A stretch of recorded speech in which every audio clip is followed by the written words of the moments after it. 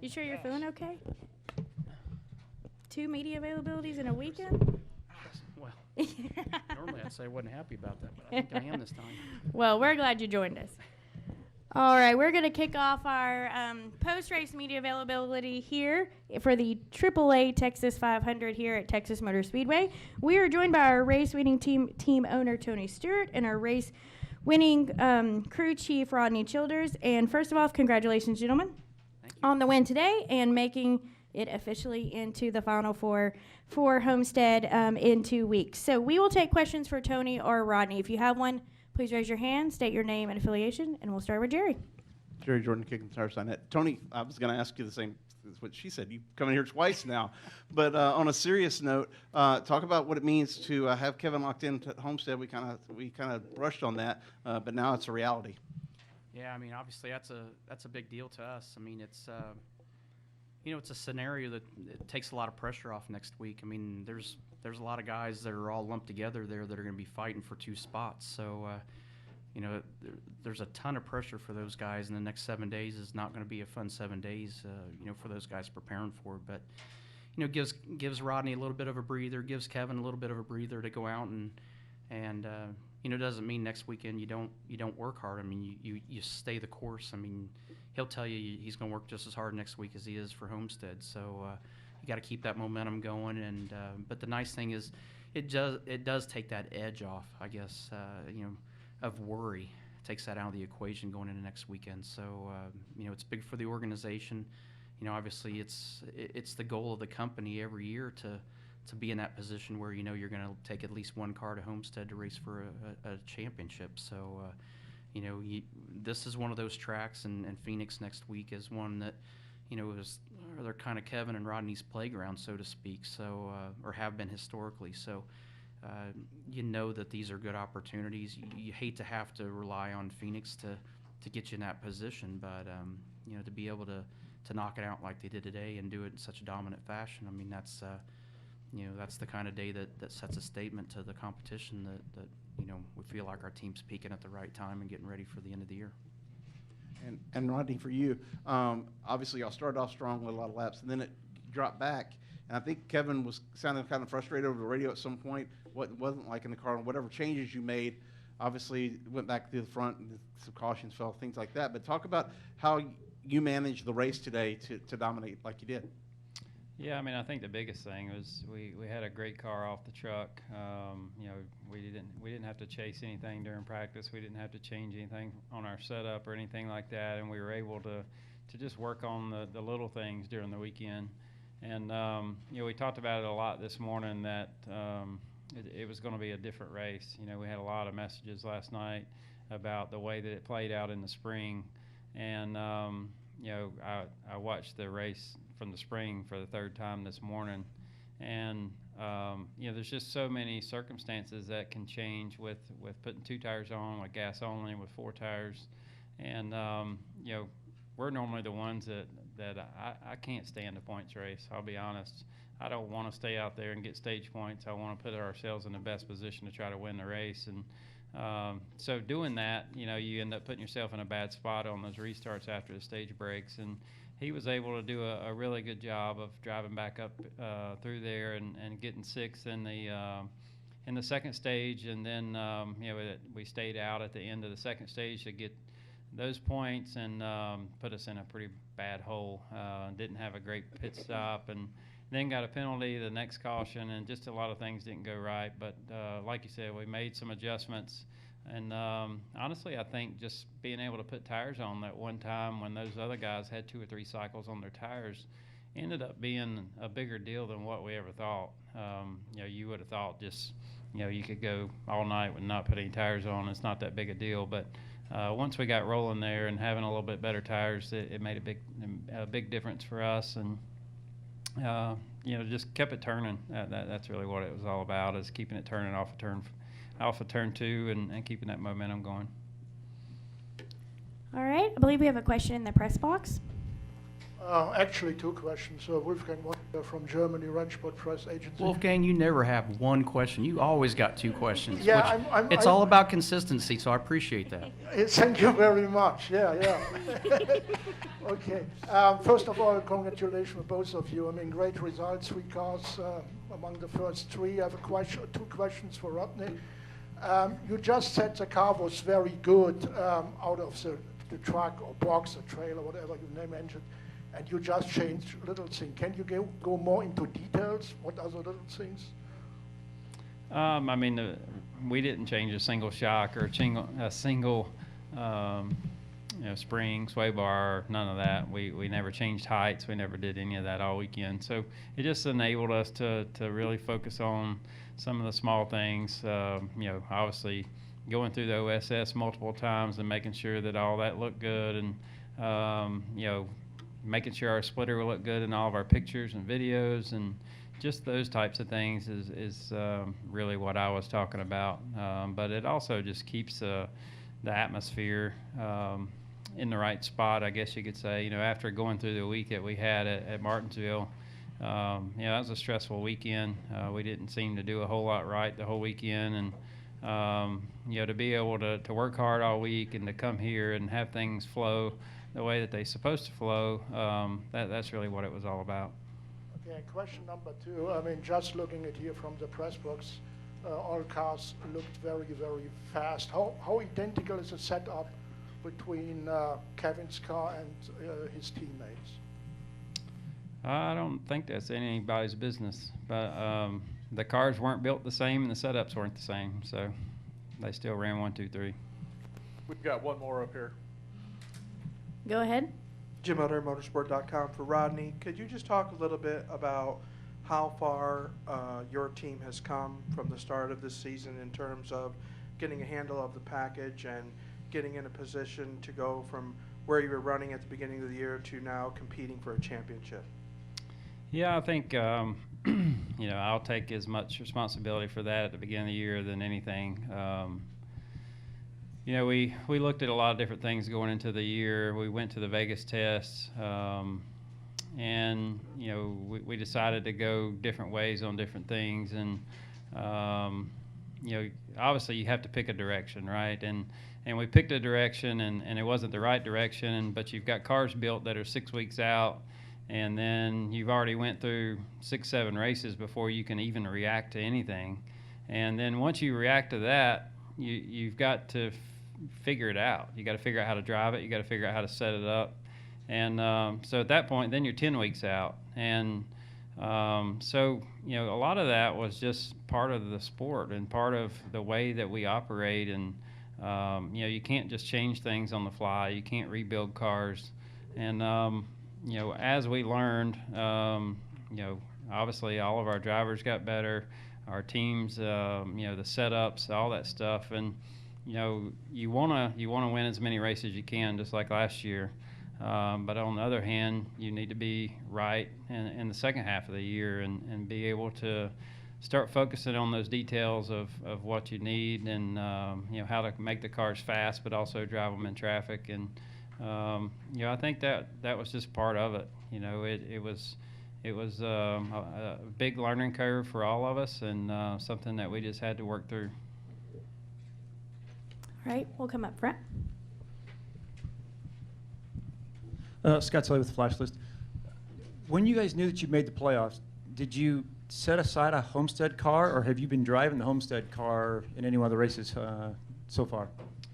Our stuff is pretty spread out, I guess you could say. Like this car we just won with, the last time it raced was Texas in the spring.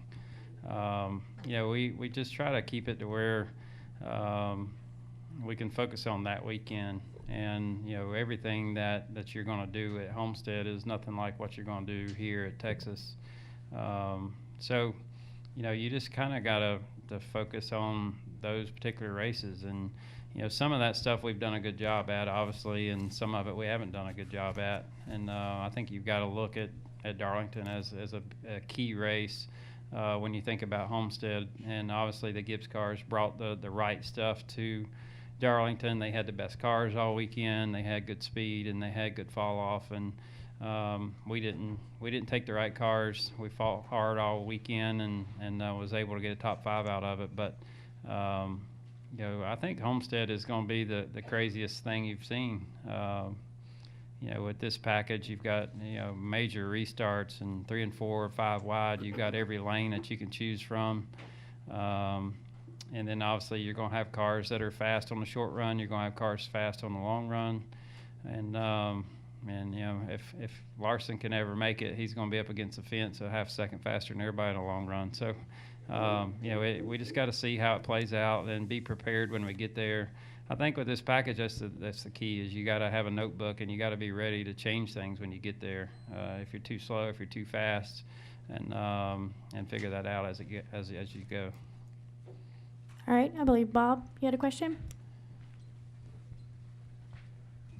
Bob Parkhurst, Fox Sports. Rodney, do you understand the call that was made on that pit stop, and was it something that you kind of knew, or is it just an interpretation that was kind of new because we hadn't seen it before? Yeah, I mean, so basically that happened, I think it was about 3 weeks ago in a truck race. So it happened in the truck race, and then it happened to somebody else in the truck race, and then somebody else in the truck race. And then the next day it happened in the Xfinity race, and Chad Little sent out a memo the next day just kind of as a reminder about certain things, and I didn't understand it. And, after I got the memo, I went to the NASCAR hauler, and I got they explained all that to me. I would have never known that before that day. And we actually had a conversation as a team to make sure that never happened. And some of that, it goes back on me. In 3 and 4, we're on the digital radio, which is everybody that's below me, my engineers, my road crew. And you're talking about whether you're going to do tires, you're going to do fuel. And, as we're hitting pit road, that conversation is still going on a little bit. And then really it's that person's responsibility to pick that tire up before the car gets to the pit stall, and that didn't happen. So, like I said, it was something new that got brought up a few weeks back. It was definitely explained to me, and it was explained to my guys. And but it's definitely something that they're paying attention to now. All right, we have now been joined by our race winner, Kevin Harvick, driver of the number 4 Busch Beer Ducks Unlimited Ford. Before we start with Kevin, does anyone have any additional questions for Rodney or Tony? Okay, we'll go to Nate and then Taryn.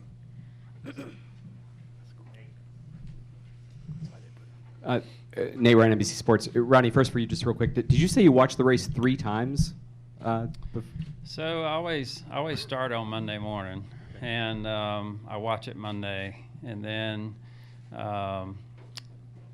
we felt so good about things with Texas. By the time we got to Tuesday after lunch, I started working on Phoenix. So then I watched Phoenix. And then after I watched Phoenix, I was half confused and needed to go back and watch Texas. So then I watched Texas on Wednesday again, and then I watched it again this morning. So it's hard to this particular race especially. Places like here in Indy, you have to go back and pay attention to that stuff and what people do with 2 tires and no tires and track position and all that. And I think our situation was different. Like I said, like we were going to try to get stage points, and we were going to try to win the race. And how do you do both of those? And obviously you just kind of got to have that in your head of what could happen, what can happen. And I probably drove him crazy, sending crazy messages about what other people did in the spring. Keeps me from having to watch it. Yeah, he doesn't have he to watch watches it so many times that I don't have to watch it. But it's really just about studying. It's just like having to take a big exam. You gotta have it in your head and ready to go.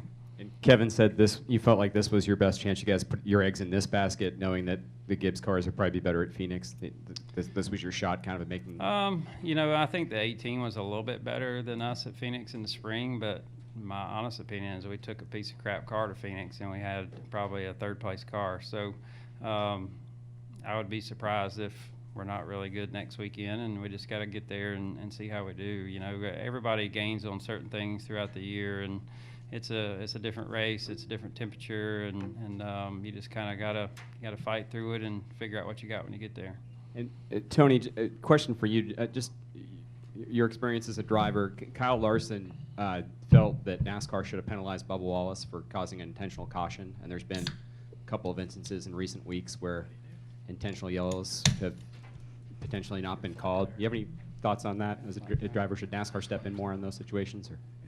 You know, honestly, I feel like NASCAR's backed in a corner on scenarios like this. I mean, I think there's so many things, just like, you know, the rule of double yellow lines at Talladega and Daytona. I mean, there's so many ball and strike calls that they're put in the position of having to make. I think they got to find a way to make it simpler to where it is what it is. I mean, Bubba wasn't working for any team, any manufacturer. I mean, he was trying to take care of himself in that scenario. So, you know, it could work for you one week, it could work against you the next week. It's just part of it. I mean, but to put NASCAR in that position where they have to act and react to every single thing that happens, I wouldn't even want to be a NASCAR official if that's the way it had to be all the time. So Same thing happened last week, right? It gets. At what point do you sit there and say enough's enough? And it just, at some point, we've got to somewhat adopt the old time tradition of keep it simple, stupid. It's just got to be simplified to where they shouldn't have to sit up there and babysit every single thing that everybody does all the time. There's enough rules and regulations that they have to do that need to be in place, let alone the things that they shouldn't have to be put in those positions. So it's, I mean, you can ask 10 different people, they're going to give you 10 different answers on it. I just feel bad that NASCAR has to be put in that position, and that, you know, after a race like that, that's what they got to be scrutinized for, is because they're trying to do their job. So there's plenty of things that we give them a hard time for not doing. There's plenty of things that they do right, but there's plenty of things that they shouldn't have to be put in those positions, and I feel like that's one of those. Right. Was that your question or Dustin's? Well, they are related. Yeah. So. I just like that they sit next to each other. Well, it's because they're related. I mean, if you see their toes are touching each other under the table there, they play races. So it just makes them feel better. Well, I know, but you guys can't hold each other's hands from there, so. Go ahead, Darren. But in your head, you are. We know that. It's okay. We know mentally you guys are touching each other at all times. So. On that note. Aren't you glad I came in here twice this weekend? Damn it, missed you guys. Wait a second. Where's Gene? Gene's long gone by now. Gene's smart. He says, I'm not going to the media center. All right, Taryn, ask your question. All right. Taryn Walk, NASCAR.com. This one's for Tony. What do you think about the guy next to you tying you at 49 career wins now? Well, I shouldn't say I hate to say this, because I don't hate to say this. I'm excited about the fact that he's going to far surpass this landmark, but I'm really proud that the night that he did tie it, that it's on a night that was so significant. I mean, this is a big win. It's not just an early season win or a second win that doesn't mean anything. This is the win that, you know, locks him into running for a championship at Homestead. So, like I said, here, so that's pretty cool. It just happened that I was around in the neighborhood this week. Right. So, but you know, it's cool to be here and be a part of it with him. But you know, I can promise you, he's going to far surpass this and be long gone, and I'll be left in the weeds on that stat long after.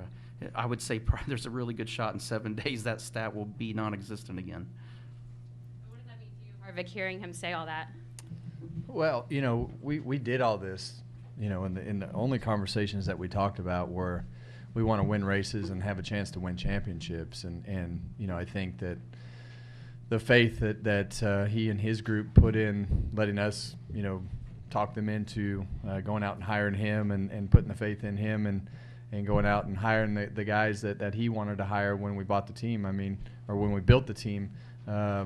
You know, we didn't have a truck, we didn't have a trailer, we didn't have a race car, and they let us do everything how we wanted from the very beginning.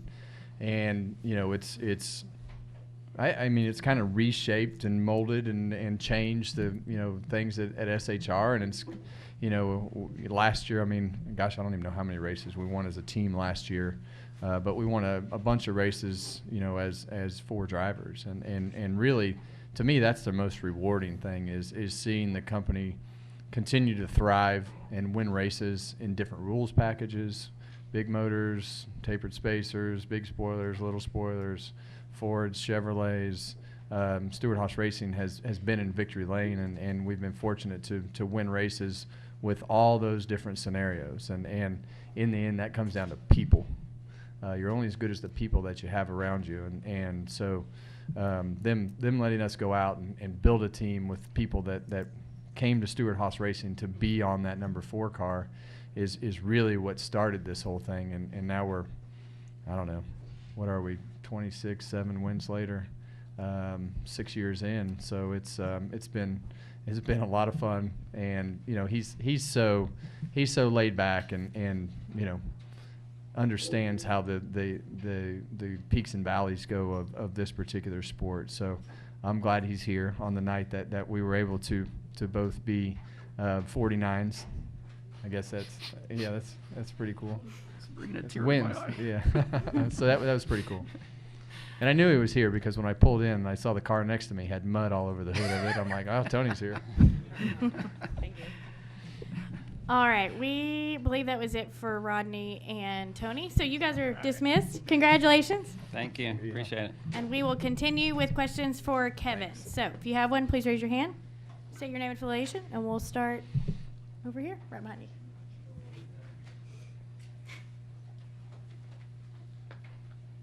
You found the flag. You got a cowboy hat and a flag. You're gonna have to share.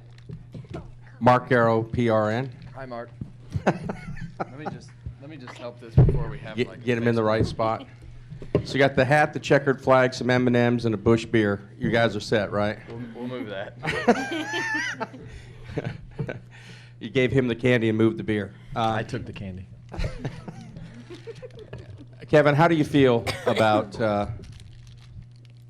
making it to the Final Four again? Is it old hat for you, or is it a new experience every time and something to be really enjoyed?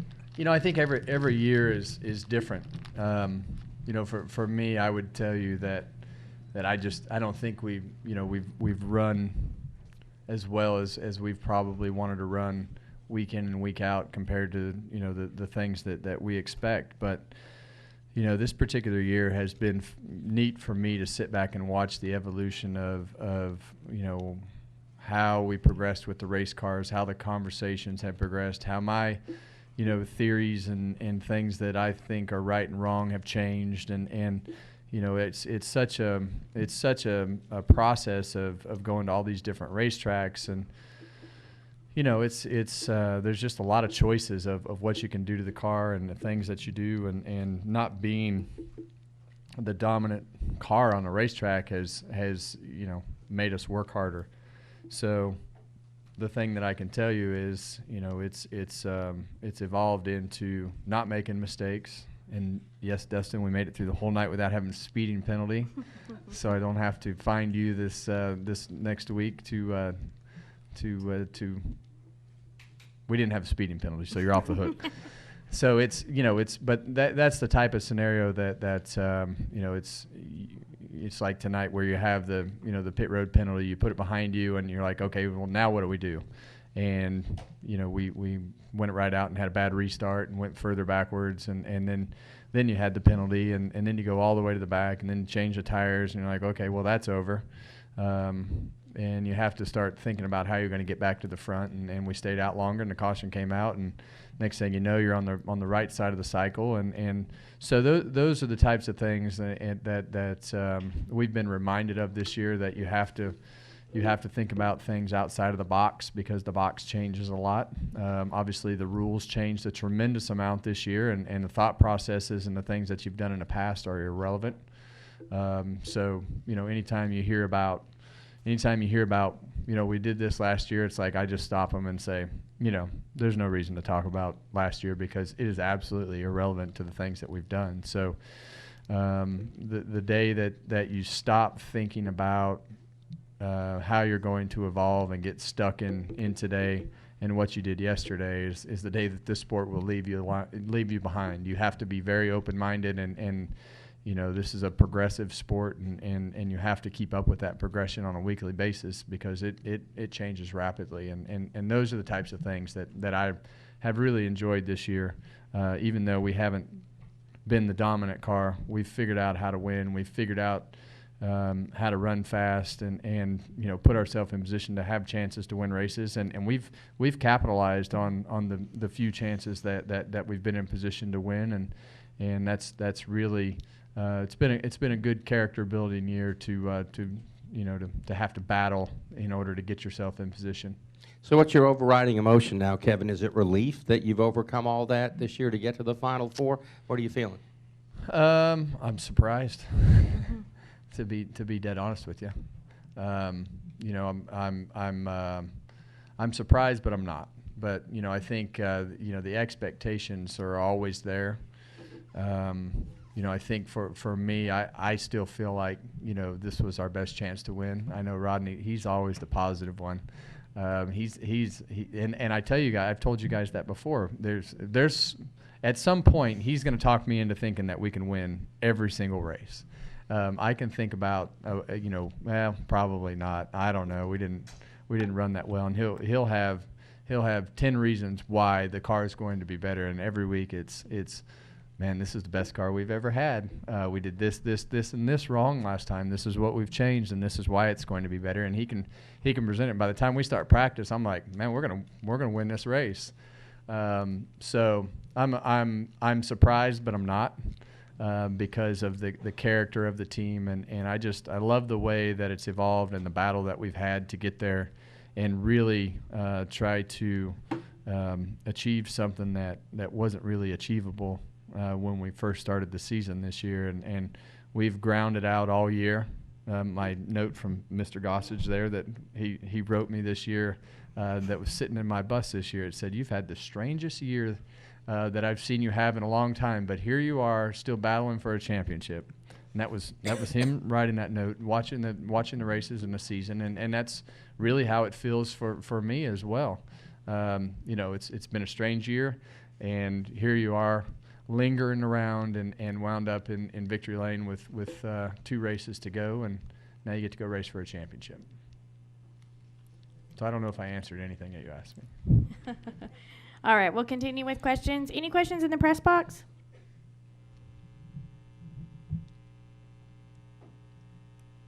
All right, we'll come back downstairs. Any questions for Kevin? Okay, Nate? Following up on that relationship with Rodney, you were laughing there that you don't have to watch the races because he's maniacally reviewing tape every hour of every day, apparently. And I think I heard that you took the family to the zoo this weekend. Did. So they have a really nice zoo here. In case you were wondering. Does it work in a sense between you guys, because you just stay laser focused but don't really worry about other stuff? You know that he's just going to worry about just staying on top of everything and all the minutia and details and stuff like that. Yeah, they expect me to come to the racetrack and be prepared. And the thing about being prepared for me is, from a physical standpoint, a mental standpoint, to be as mentally focused as you can, and my age and experience kind of comes into that, I guess you could say, sometimes, because you've been to some of these racetracks so many times, and I feel like I know the characteristics of the car. But there's not a day that goes by that he doesn't send me a text, "Hey, we're going to do this," or one of the engineers will send me a text and say, "What do you think about this gear ratio?" or "What do you think about whatever." One of them is texting me at least once a day, if not multiple times a day, and as to what's going on and what's happening, and those are those relationships they're constant and steady, and everybody believes in each other, because that's just how it works. It's never a bad time to text me, or it's never a bad time to call me. It's never a bad time to ask me to do something. It's never a bad time when they need something. I put down what I'm doing, and I go and I try to figure out how we're going to do it, how we're going to go to the simulator, how we're going to go to the race shop. If you need me to come to a meeting, just tell me. The priority are these guys and that race team and the things that they need. But I am a thorough believer that circle of life has to be balanced for you to show up to this racetrack every single week, to be as focused as you need to be to process all that information and listen to those guys and listen to the things that you do and know that I'm just a piece of information that allows them to put the puzzle together. It's a big puzzle. You throw all the pieces out on the table and those guys put the puzzle together. So there's a deep belief in each other that we can go out and be better than anybody on any given day. And most of the time we can talk ourselves into it, even when we probably don't really have a chance. We can talk ourselves into it, and just by the experience of the things that we do and the experience of racing in general, and them calling a race, and there's just that belief that we can figure it out. Do you answer their texts when you're at the zoo? I will. I can look at my fancy dancy little watch that the text messages pop up and I can see who it is, and I always, I know that Rodney's going to be texting me on Saturday or Sunday.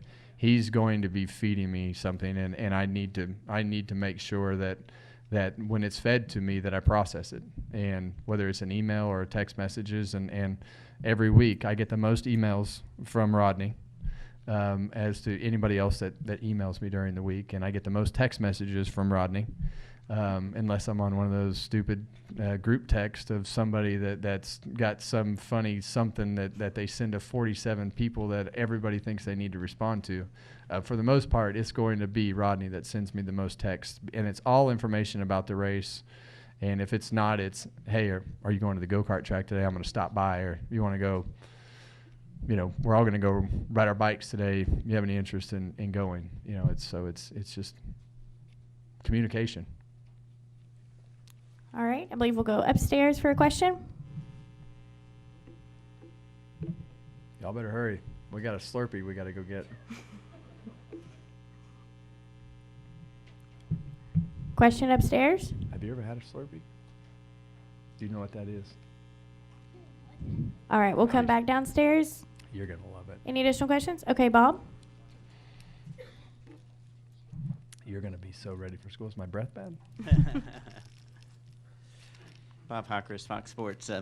Denny had trouble today. He's 20-something points back. What's it like to have a season probably like he's had, and then be on the brink of not advancing? Yeah. Well, we had that in 14, and we've been in that scenario a couple times. But those guys are capable. Like, I enjoy those types of situations because it brings out the focus in your whole team. And when you've had a season that like they've had, they'll be tough to beat next week when you go to Phoenix, because they're gonna dot every I and cross every T, because they know that their season's on the line. So it'll be fun to watch.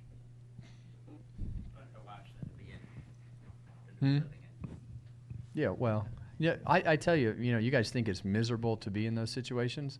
But really, those are some of the best moments that you can ever have. Like the thrill of the anxiety and not knowing, and just that preparation that comes with knowing that this is the day. If you're gonna be in it, this is the day that you have to put it all together. And it starts when you walk in the racetrack and you get in that car to go out. And it's one lap at a time, and that better be the best you can do on the first lap of practice, the best you can do on the second lap, and it better be a constant evolution as you go through that, because there's nothing like succeeding in those particular moments, and that thrill of all that preparation and that anxiety and all those emotions and everything hinges on that one moment. When you actually achieve conquering that moment, there's nothing like it. I mean, that thrill is the best thrill that you can possibly get for me. All right. Well, Kevin, congratulations. Thank you. Before you leave, we'll give you the good news that inspection is clear. Yay. The 4 car is the winner and officially locked into the Final Four. Also, the 41 will be coming back to the R&D Center, and the following cars